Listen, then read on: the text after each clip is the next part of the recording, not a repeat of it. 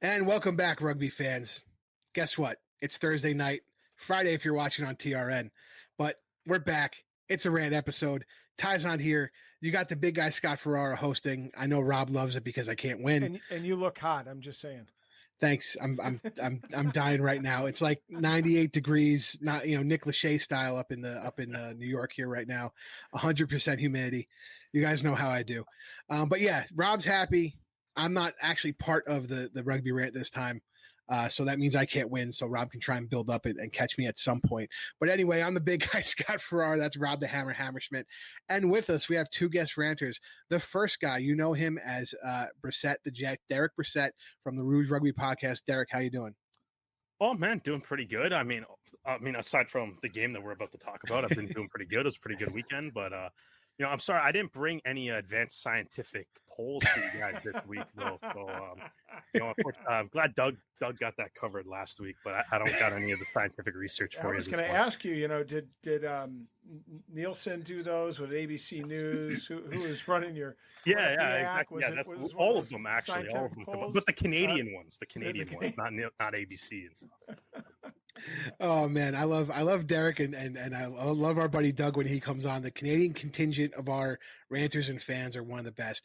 And we also have a new ranter, guys. Alex Carlson, super OGD super fan, rugby coach for hire. He's involved in the youth program in Virginia, and he's also Old Breed guy.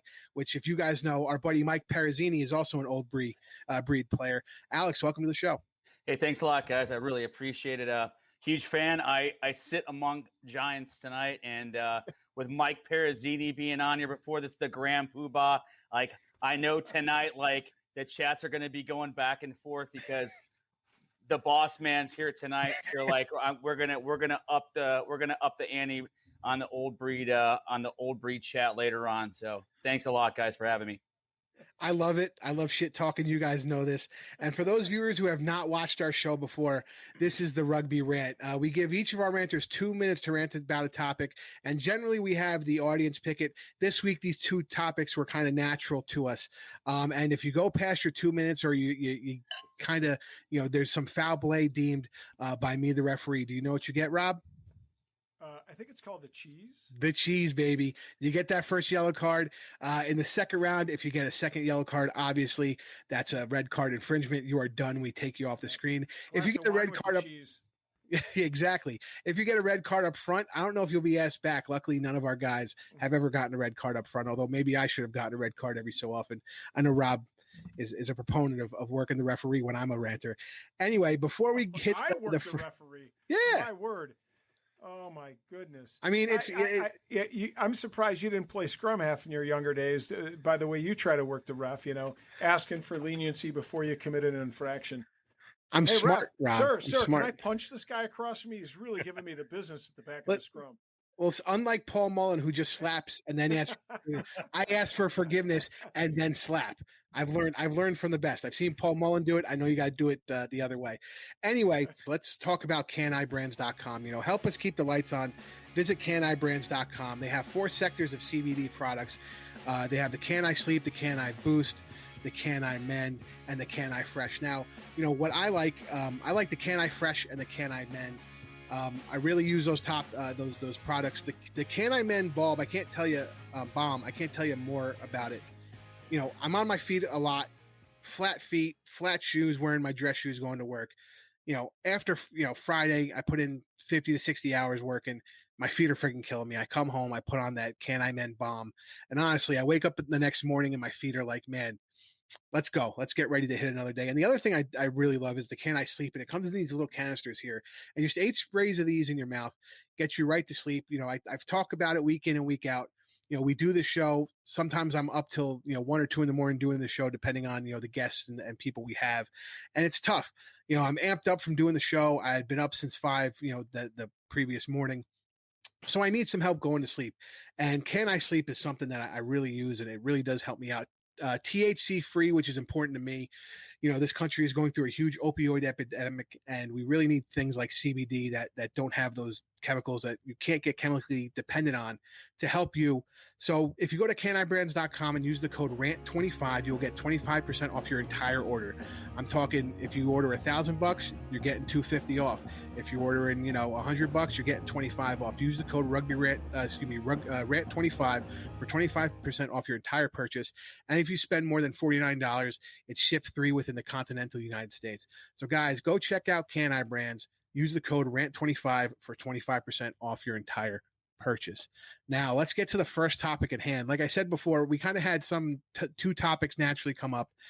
This first topic, man, I don't know what our Rugby Canada contingent is going to say, but we're talking about the second leg of the Rugby World qualifying match between the Eagles and Canada. That final score was Eagles 38, Canada 16, and I believe the aggregate was 59-50. USA moving on to play Uruguay to see who's going to be America's number one. Rugby Canada going to play Chile to see if they can bounce back. If they win, whoever loses the USAR Uruguay match plays the winner of the Chile Rugby Canada match. So we're going to see what you guys thought about this match, and we're going to start with Rob the Hammerschmidt. Rob, your 2 minutes starts now. Yeah, I think everything that the United States didn't do well in in Canada, they did well this game, right? And it starts with the set piece. Their scrums were solid from start to finish. Their lineouts were awesome. I think they only lost one of their own lineouts. And on the opposite end of that, Canada, I think, lost 3 or 4 lineouts in the 15-meter attacking part of the field. So it's really tough to score points and stay in the game when you're losing possession in the green zone. And, of course, they used the lineout to set up the rolling maul. Hanco, what an absolute freaking beast. I know Scott was sporting wood the whole match because Hanco was just on fire, scoring 3 tries, 2 of them off the back of them all. Really nice to see. What I really like to see, and I said it on the back of the last match, I wanted to see them control possession of the ball and go through the phases, and I really think in the second half they did that very, very well, especially the ruck support. Rumball was freaking killing him in the first half and really keeping it close, almost all by himself, just spoiling possession. And I really think they did a better job getting to the rucks, getting over the rucks, clearing the rucks out, and getting quick, lightning fast ball out of the rucks. I thought Ruben did those things well, much better than he did the last time. I was really disappointed with Fanaa Schultz. Sorry to our guy Alex there. There's no excuse for the 2 yellow cards. Those things are just not smart play. You know you can't lift and dump. You know you can't jump over them all. You got to clean those things up. In tighter matches, those penalties will be costly. And so he's got to clean those up. Overall, though, I thought that I'll leave some other meat on the bone for the 2 other gentlemen set to talk about this game. So somebody should play the loud tonight because Rob came in like 10 seconds under his time, which never happens. He's usually, right past it. It's almost like a teenager in a car. They see the stop sign too late and they just slam on the brakes. That's what teachers do. We like to talk. You know what I'm saying? But like New Yorkers.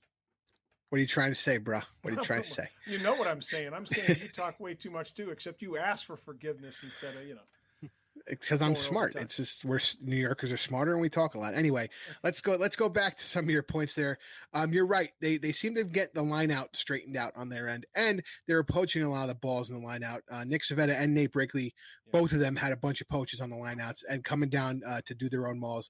And give it to Hanko. I mean, it's kind of natural.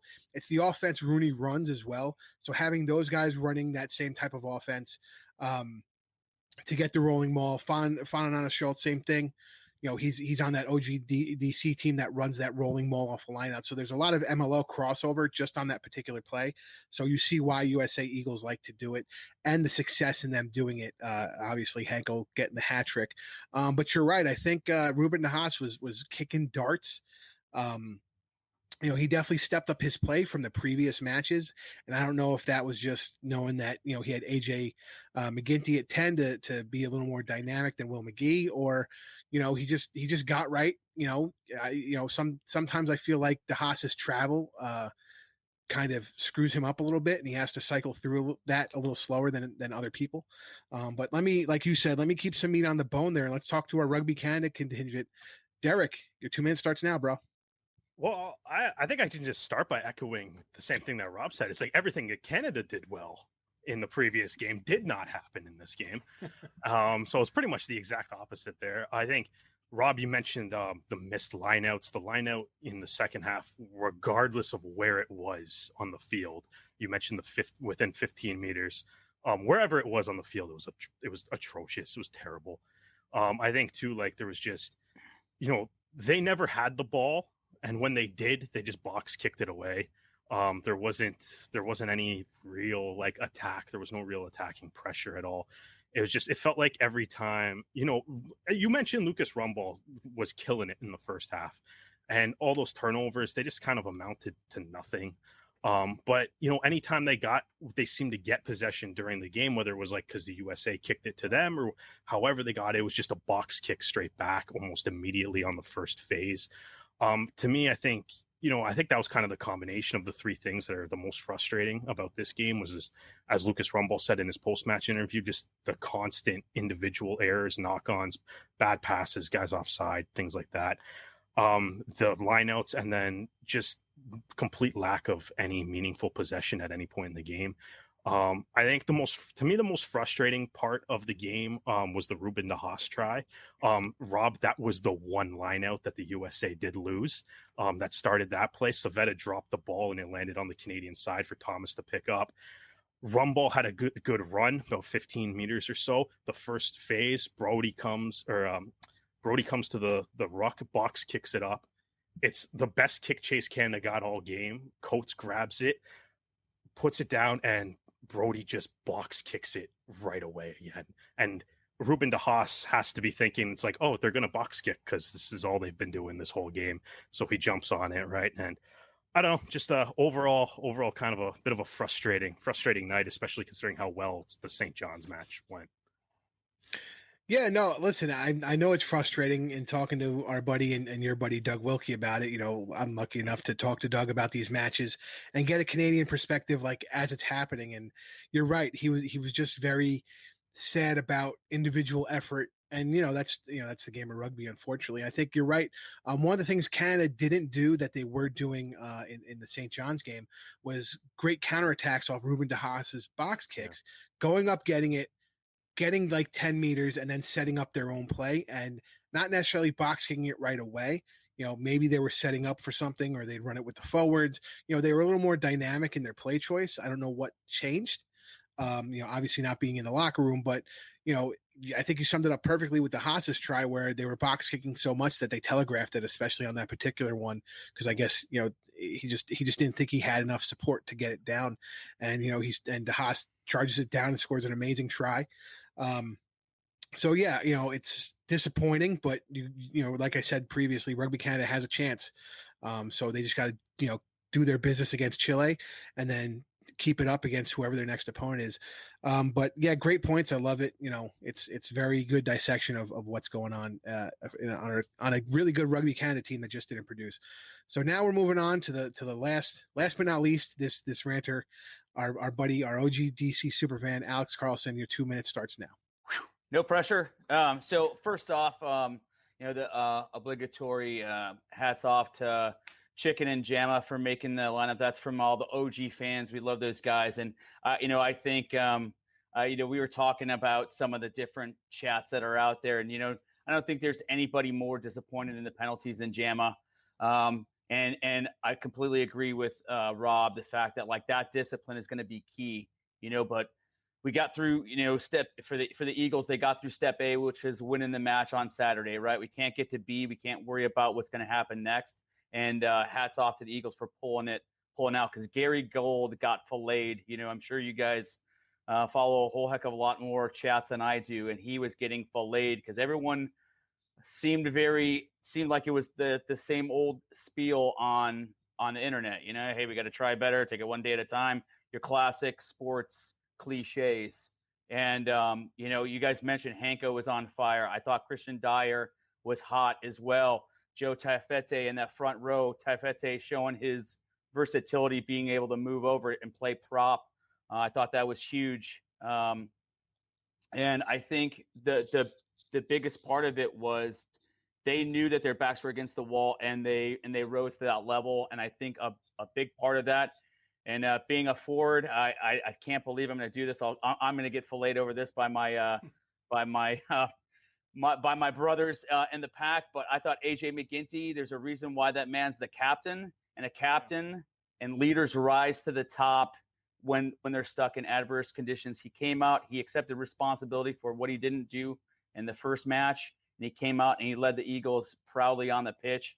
And I think you could see that momentum, that aggressiveness from the kickoff. And I think them doing that really, I think from the kickoff, it was the Eagles match, and there was no looking back.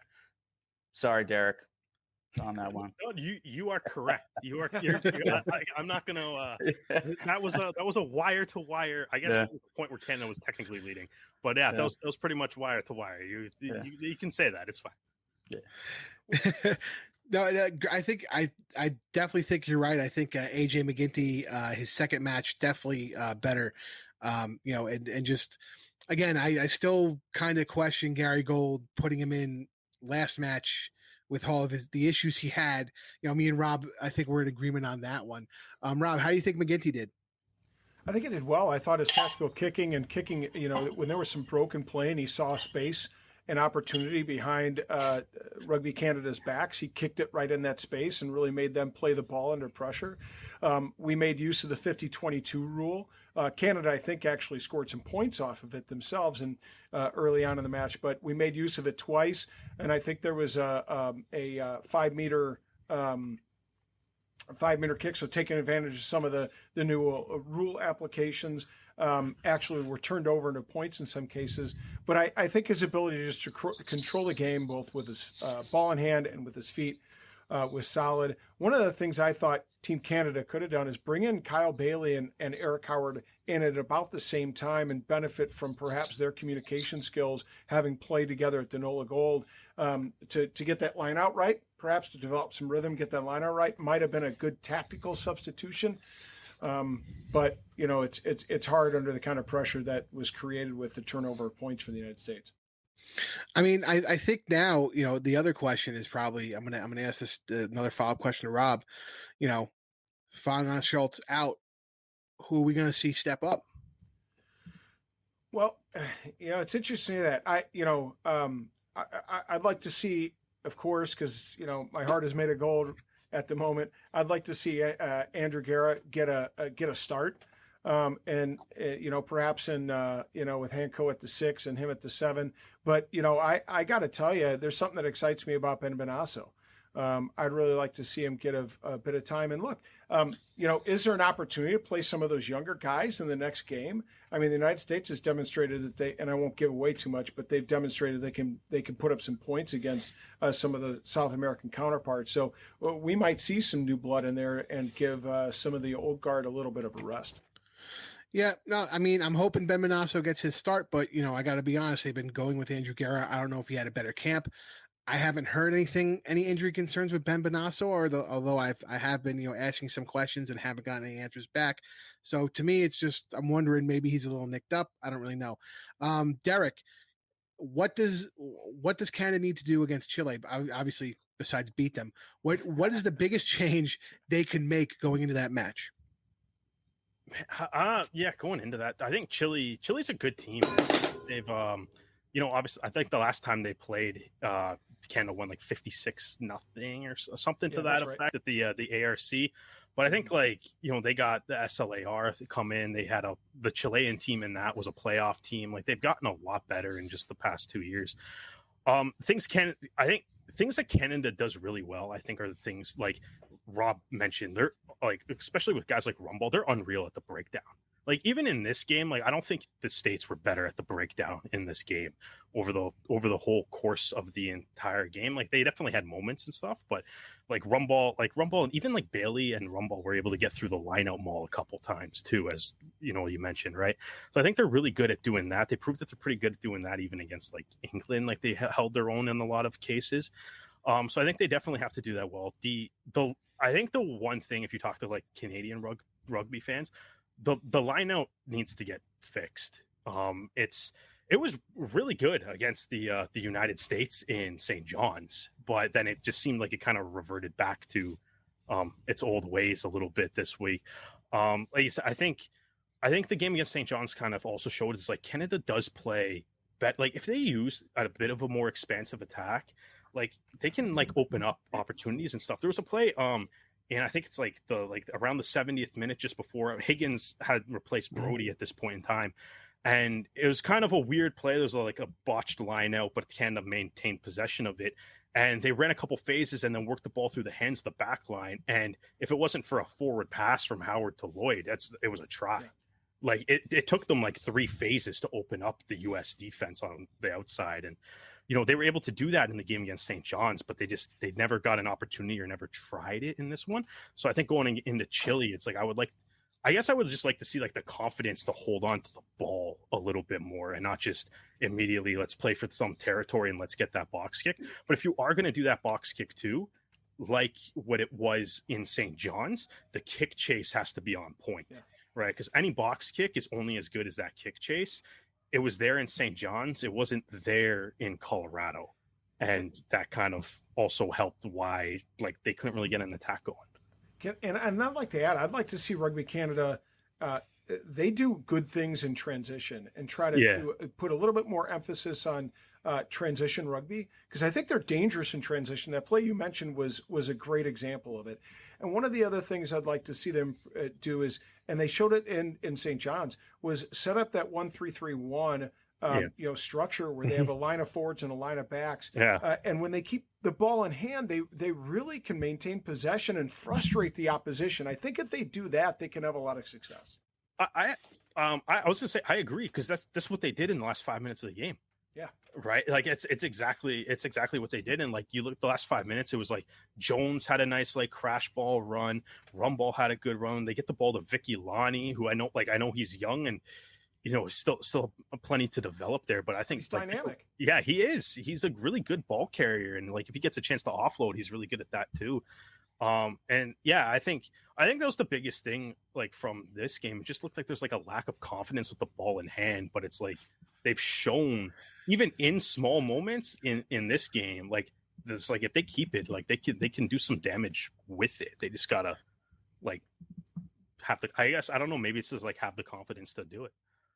Well, that's the thing. It seemed like you're right about the hesitancy, and I don't know if that was just, you know, the moment and not the pressure, but knowing that you had the aggregate 13-point lead. Yeah. And you take your foot off the gas, and that's something that USA does too sometimes in the lulls, where I feel like, you know, you've been pushing pace, whether it's, you know, crushing runs with the forwards or dynamic action with the backs.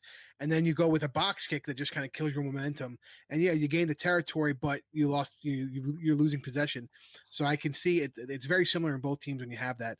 So Alex, you know, I think we're looking forward to Uruguay now. What do you think USA needs to do to win that match? What I think that USA needs to do is to celebrate this victory to start off with, right? So, like, that's positive. As Derek mentioned, you know, Canada had the opportunity to just kind of keep that foot on USA's throat and just crush them. And they let up, and now they're kind of in the corner punching themselves out. The USA's got momentum, right? That W's a big thing that answers a lot of the naysayers that really thought, you know, here we go again. You know, I'm a Chicagoan, you know, born and raised before I joined the service, and right, like, yeah, it's the lovable losers, right? Like, up there's the Eagles. They'll always go to the World Cup, but are they a top tier?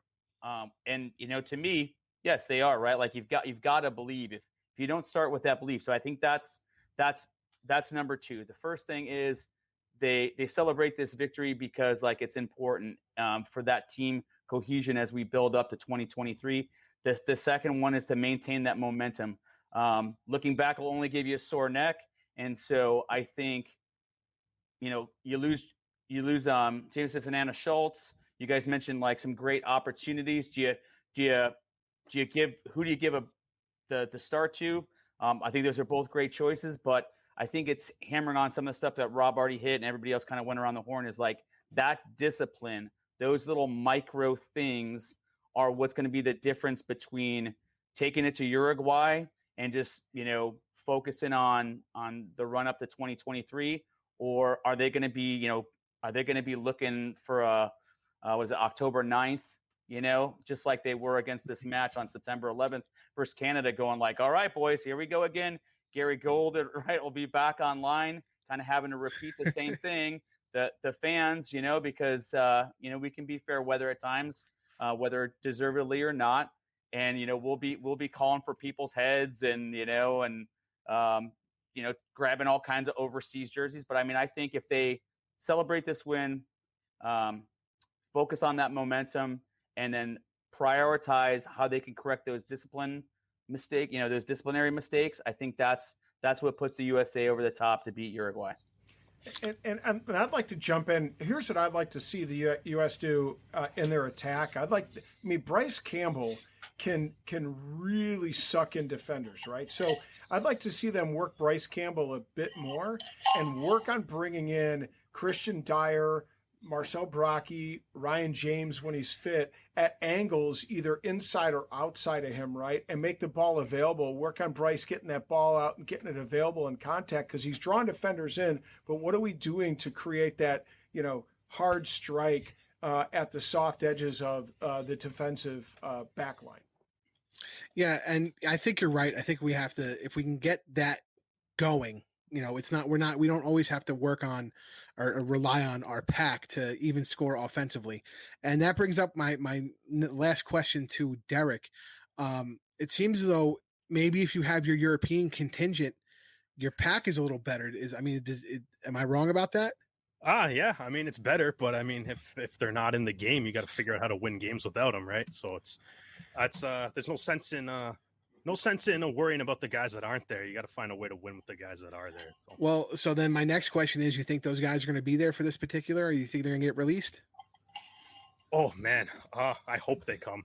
I hope they come. Like Tyler Ardron, like Evan Olmstead, even like, Persilier, like the guys, there's a lot of guys that weren't like, even like, hopefully they are able to come. Hopefully some guys like Hassler can come back from injury and stuff too. Paris was hurt. Josh Larson wasn't able to play. Doug Frazier wasn't able to play. Well, I'm mixing some Old Glory stuff for Alex there. So he wasn't able to play either. Right. So it's like, if you know what I mean? Like you look at that and it's like, yeah, like this, maybe it's not the best Canada roster that you could possibly have, but it's the best one that's available to you. So at the end of the day, you can't worry about the guys that aren't on the team. You got to figure out, you got to find a way to win with the guys that are there. Right. So it would be nice if they did come though. That's for sure. Nope, I definitely. Hold on. I like that attitude. The Jet is coming out with the no use crying over bagged milk philosophy. And I like that. It's good to see. Yeah, exactly.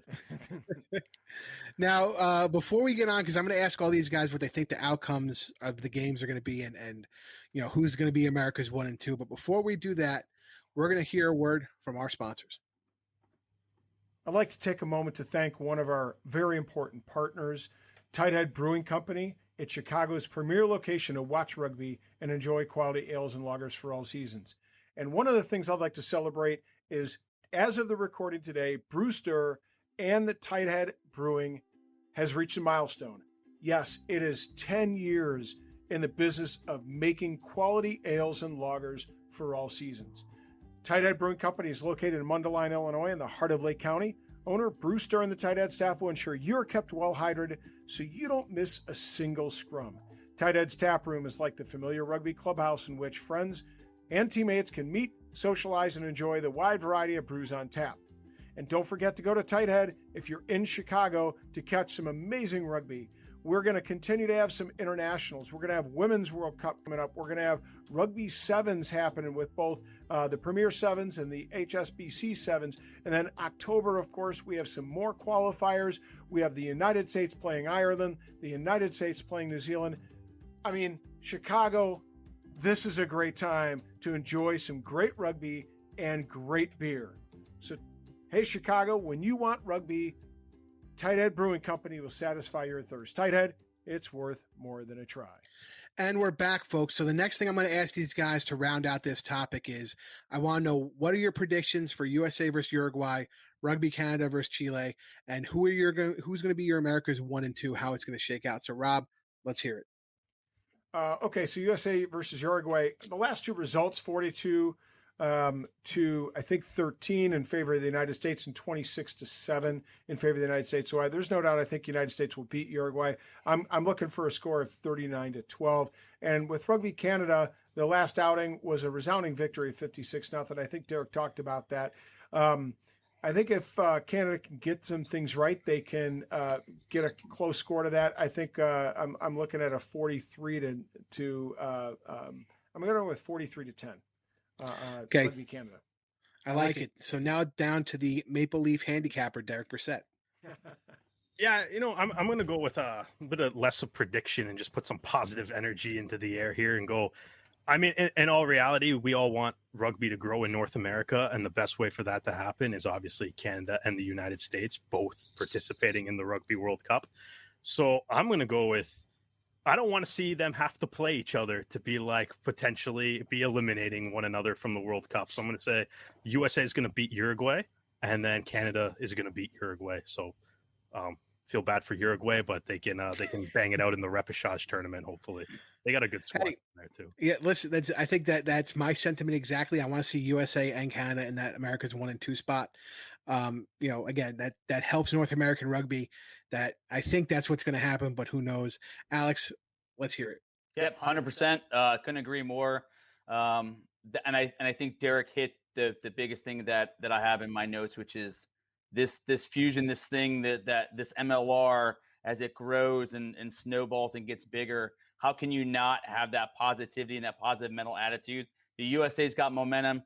Canada knows what they messed up, and I think they're gonna put a throttle in coming up, and 1 and 2. That's it. USA Canada. It's not hockey.